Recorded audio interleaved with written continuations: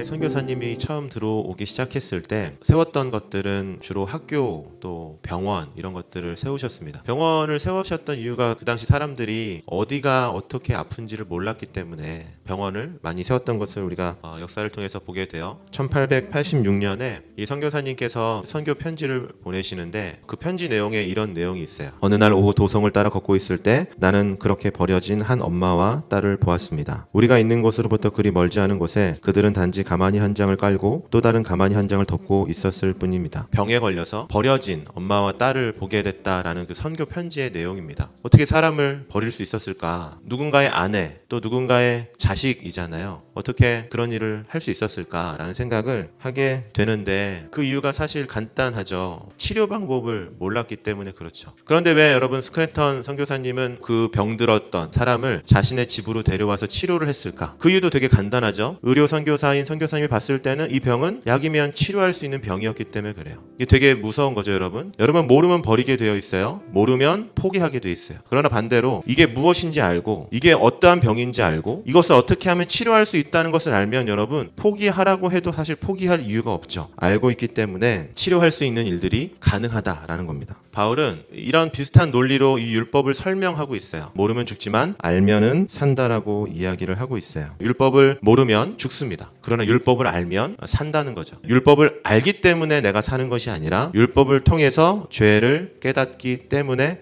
살 수 있다는 거예요. 반대로 하나님의 말씀, 율법을 모르면 내가 왜 죄인인지를 모르기 때문에 반드시 죽을 수밖에 없다. 죽음 이후에도 영원한 심판을 벗어날 수 없는 인생, 바울이 오늘 로마서 7장 말씀을 통해서 이야기하고 있습니다. 여러분이 한번 대답해 보세요. 환자가 어떤 암이 걸린 환자가 있는데 의사가 얘기합니다. 암이 걸리셨어요. 지금 당장 약을 쓰지 않으면 죽어요 라고 얘기했을 때 만약에 환자가 아니요 저는 암이 걸리지 않았어요 라고 하고 치료를 거부하면 어떻게 될까? 죽겠죠. 당연히 죽겠죠. 그렇지 않습니까? 죽어요 여러분. 바울은 그런 비슷한 맥락으로 이 이야기를 하고 있어요. 너희가 아무리 죄인이 아니라고 하더라도 그 죄는 사라지지 않아. 마치 암덩어리처럼. 그래서 간단하게 정리하면 여러분 이런 겁니다. 율법을 주신 목적은 우리의 죄를 깨닫게 하기 위함이다. 우리가 이 말씀을 통해서 배워야 되는 것은 무엇이냐면 말씀을 듣고 죄를 깨닫는 것은 가장 큰 복이다. 말씀을 듣고 죄를 깨닫는 것. 예배를 드려서 말씀을 통해서 하나님의 말씀을 들었을 때 우리가 나의 연약함을 깨닫는 것은 가장 큰 복 중에 복이고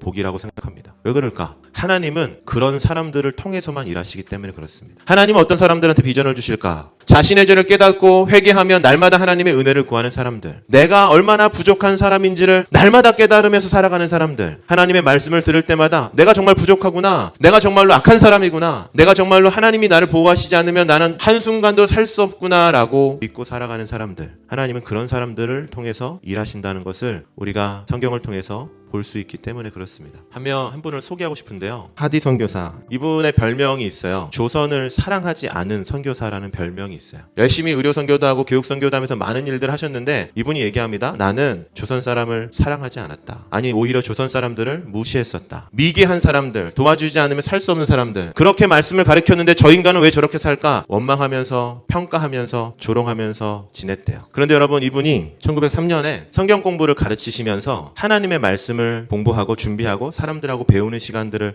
갖게 됩니다. 놀랍게도 하나님의 말씀을 가르치는 과정 중에서 이분이 자신의 죄를 깨닫게 돼요. 사랑하라고 가르치고 겸손하라고 가르치고 온유하라고 가르치고 수많은 말씀들을 가르치는데 정작 자기가 그렇게 하지 못한다는 찔림을 받게 됩니다. 그래서 유명한 얘기인데 이분이 많은 사람들 앞에 나와서 자신의 죄를 고백하죠. 한 명 한 명 구체적으로 자신의 죄를 회개하는 일들을 하게 됐어요. 아무것도 아닌 일 같죠. 한 사람이 그렇게 회개를 했어요. 그런데 어떤 일이 일어났냐면 이분의 회개와 이분의 고백을 통해서 그와 함께하는 곁에 있던 수많은 선교사님들이 동일하게 회개하기 시작했다는 거예요. 함께 예배를 드리는 조선 사람들도 회개하는 일들이 일어났습니다. 여러분 아는지 모르겠지만 1907년에 평양에서 대부흥 운동이 일어나게 되죠. 그 대부흥의 운동의 시작은 한 사람의 회개로 시작되었다라는 것을 우리가 알게 돼요. 하나님 어떤 사람을 통해서 일하신다고? 하나님의 말씀을 통해서 자신의 죄를 깨닫고 내가 얼마나 부족한 죄인인지를 깨닫는 그런 회개하고 하나님의 은혜를 구하는 사람들을 통해서 하나님은 하나님의 일을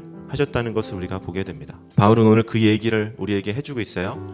율법은 우리의 죄를 깨닫게 하고 하나님의 말씀을 듣지 않으면 하나님의 말씀을 받아들이지 않으면 성령 하나님께서 지금도 저와 여러분을 도와주셔서 하나님의 은혜를 깨닫게 하지 않으시면 너희는 절대로 너희가 죄인인 것을 깨달을 수 없다.